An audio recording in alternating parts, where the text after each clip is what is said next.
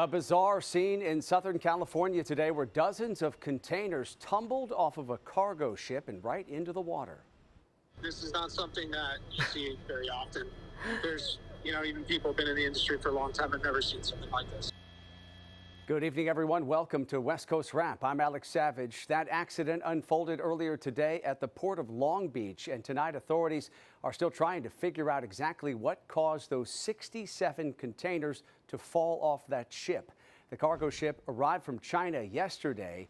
It remains unclear exactly what was inside all of those containers, but some items that were spotted in the water today included shoes and clothing.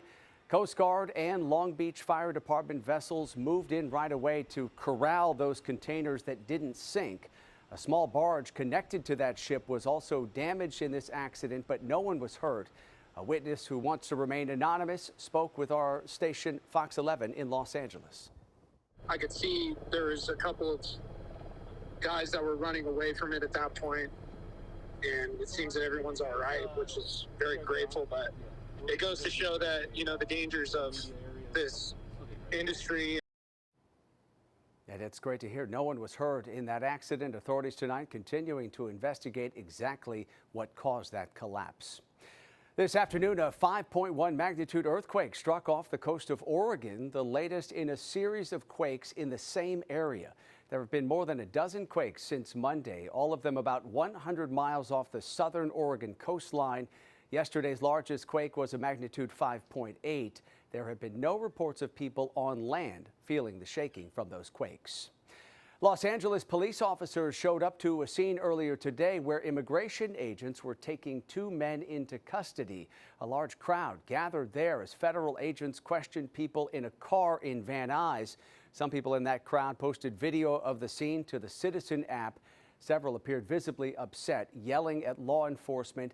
One person in that car called her parents, and they rushed to the scene with her passport, and ultimately she was released. Two other people in the car were arrested. The LAPD has confirmed only that it assisted an outside agency in that area today. The department has a policy of not participating in immigration enforcement operations. The White House press secretary Caroline Leavitt says it's possible changes will be made to visa programs following last week's immigration raid at a Hyundai factory in Georgia.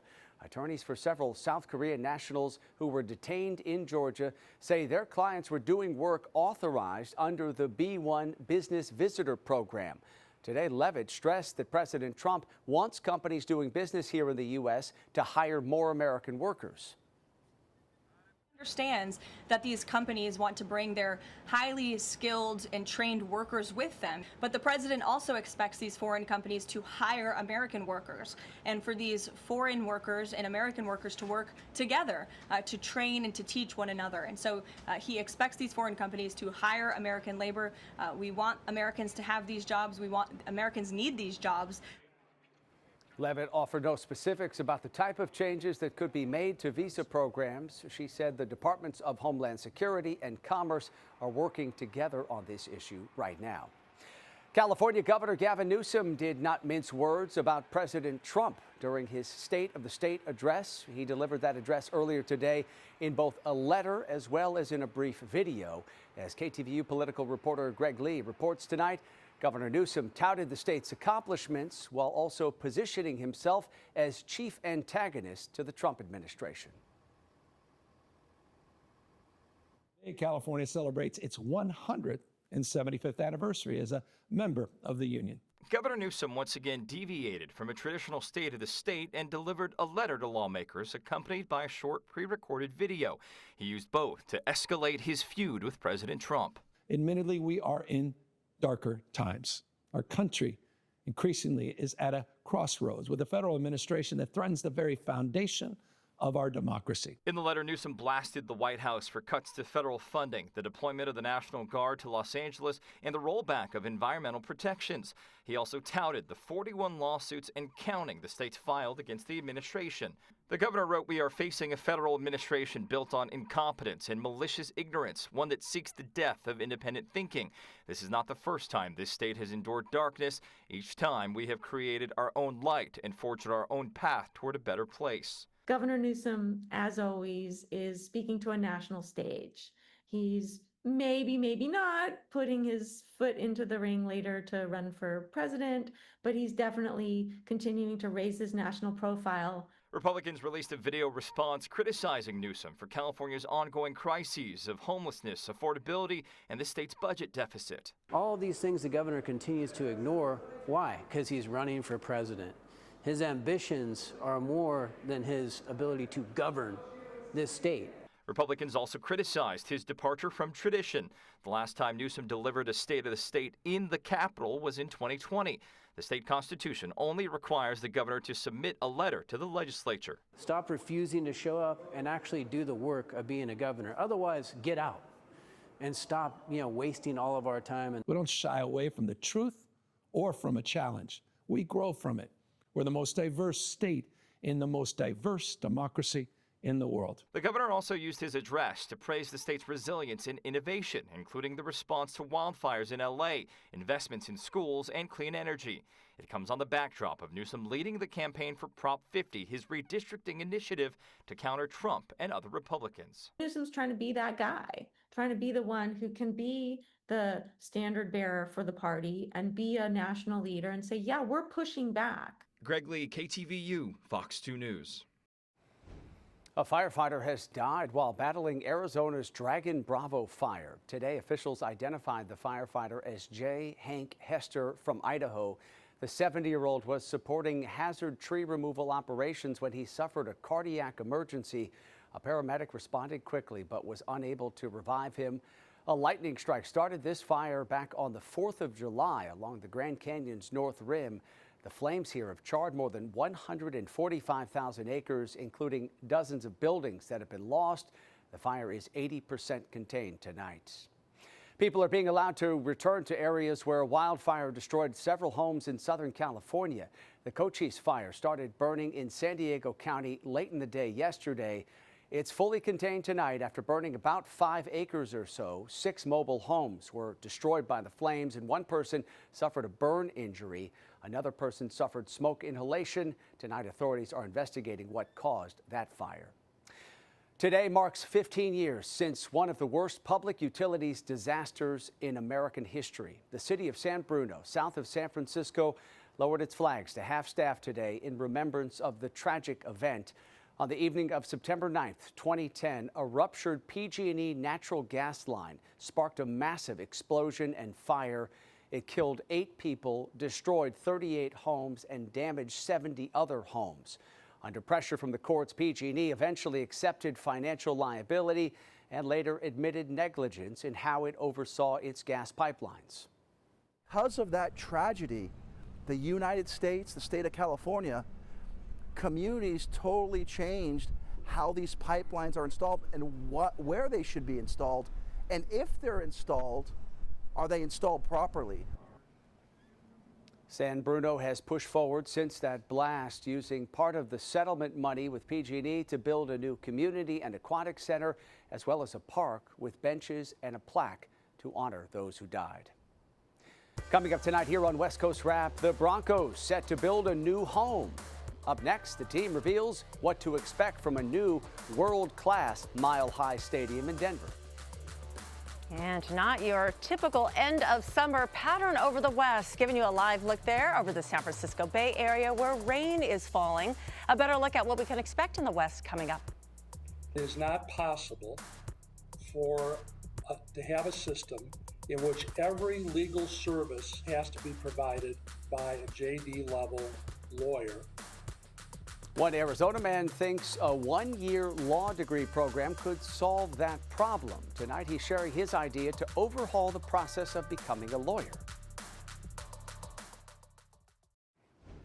The Denver Broncos have a multi-billion-dollar plan to move out of their current home, affectionately known as Mile High Stadium by fans. Today, the Broncos announced plans for a new world-class stadium. They want to build it in Denver, about a mile away from their current home base of Empower Field at Mile High. It would take over the site of an abandoned rail yard you see here. Right now, plans call for a stadium with a retractable roof. The project is expected to boost development of housing, parks, and business on the west side of the city. The overall cost of the project is going to be determined over the next few months. It's already expected to run into the billions of dollars. The team is hoping that new stadium will be ready to go by the 2031 season. In Nevada, the NFL has filed a petition for a rehearing after a court ruled in favor of former Raiders head coach John Gruden. Gruden sued the NFL, accusing it of leaking racist, sexist, and homophobic emails he sent in order to force him to resign from the Raiders in 2021. Last month, the Nevada Supreme Court upheld a lower court ruling that the suit can proceed in court rather than private arbitration. The NFL's petition claims the court ignored precedent that its arbitration clause continues past termination because the events in the suit happened before Gruden was fired. A Utah woman was sentenced to up to life in prison for her role in the shooting death of her husband. This is video that comes to us from Court TV. Catherine Restelli pleaded guilty to murder and conspiracy charges in a plea deal. Prosecutors say she lured her husband, Matthew Restelli, from California, saying she wanted to reconcile. He was shot when he arrived at his mother-in-law's home last July. The judge ordered Restelli to have no contact with her 2 children. Let me be clear. Your children are victims of your actions. They'll be lifetime victims of your actions, and they deserve to grow up without you in their lives. Prosecutors say Catherine Restelli's brother shot his brother-in-law. He and Restelli's mother are both awaiting trial. That's set to happen in January. People in Denver should be prepared for the possibility of thunderstorms all throughout this week. These EarthCam images show dark clouds hovering over most of the city this afternoon.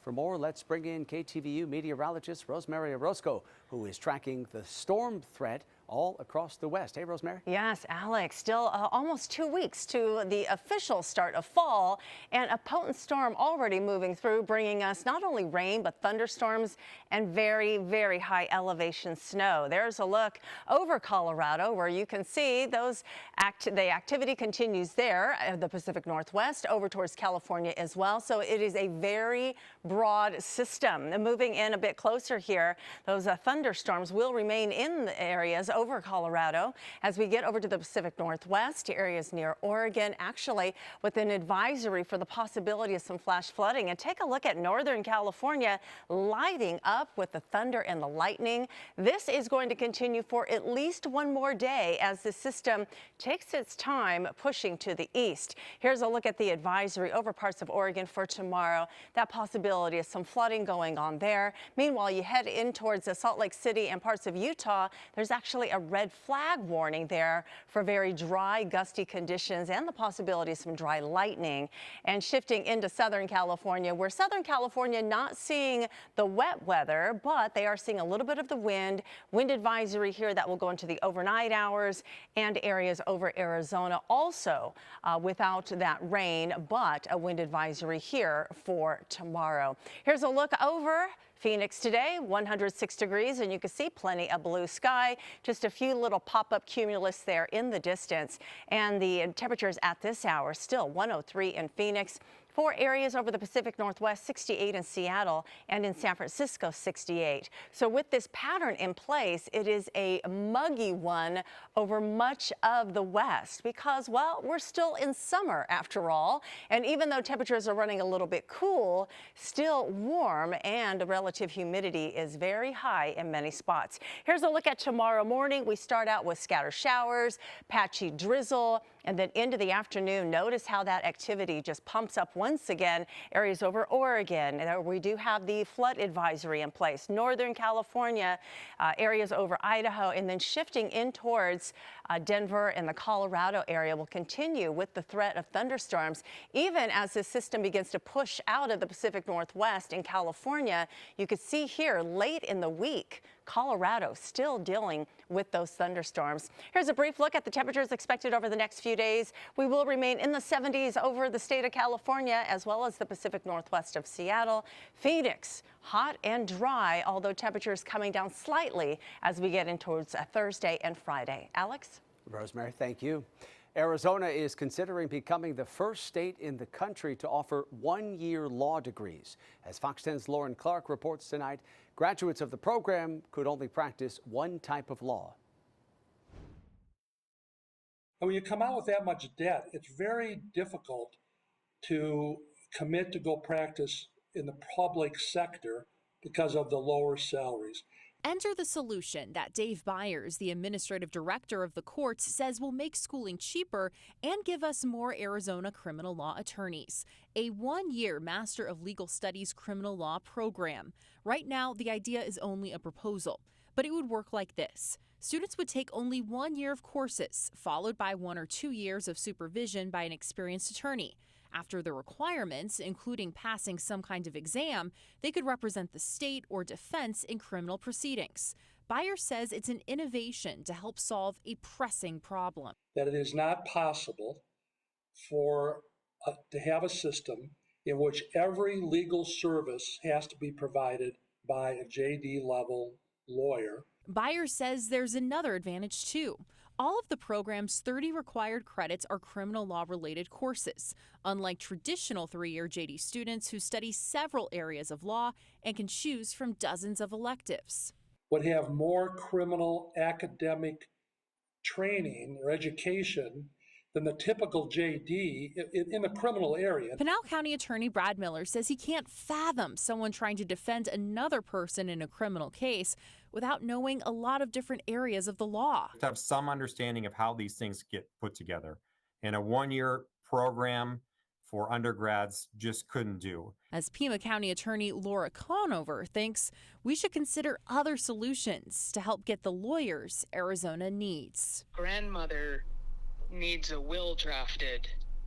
Well, she better gosh darn have a fully fledged, fully licensed, 3-year barred attorney. But if my cousin is facing 25 to life, a much younger, less trained, less supervised, less educated, less studied person can do just fine. And that was Fox 10's Lauren Clark reporting tonight. If this is approved, law students who finish the 1-year program at Arizona's 2 law schools would be granted a Master's of Legal Studies degree.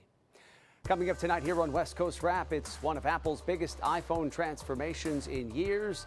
Tonight, the tech giant reveals plans for a sleeker device and upgrades to other gadgets.